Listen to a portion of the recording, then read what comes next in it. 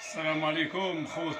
ما شاء الله السيد امين حنا راه معاه رغم البعد، الحمد لله ولله الحمد. حنا راه معاه جميع المباريات، كنشجعوه كنساندوه. حنا المحبين ديال السي امين.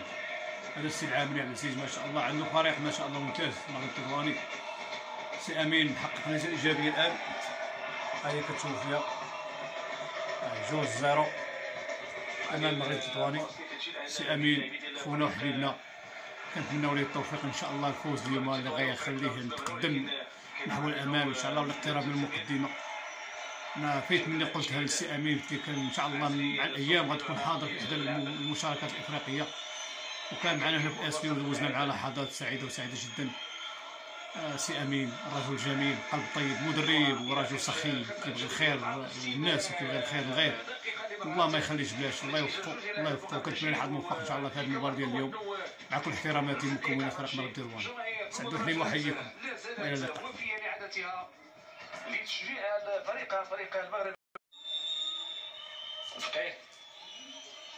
إذا ثواني قليلة ويعلن الحكم عن نهاية المواجهة القوية بين فريق وفريق المغرب التطواني. السيد أمين ما شاء الله حقق الهم في هذا الأسبوع، ألا وهو 3 نقاط تنضاف إلى نقاط الفريق الزمامري في الدوري المغربي.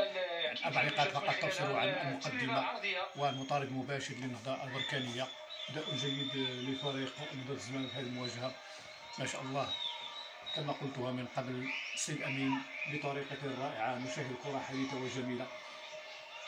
إذا ثواني قليله ومحاوله جيده، ولكن انتهى الوقت الاضافي، ومن هنا من الاسف احيي السيد امين بن هاشم على هذا الاداء الرائع والجميل ما شاء الله. فريق نهضة الزمامرة يرسم لوحه جميله بريشه الفنان السيد امين بن هاشم. فحظ موفق لهذا المدرب الجميل الرائع في ما تبقى من مباريات الدوري المغربي. 3 نقاط اذا حققها فريق نهضة الزمامرة. اذا مقابله قويه كانت بين الفريقين. تحيه السيد العزيز العامري والجماهير التطوانيه. سعدوا حليم وحييكم، استودعكم الله، الى اللقاء.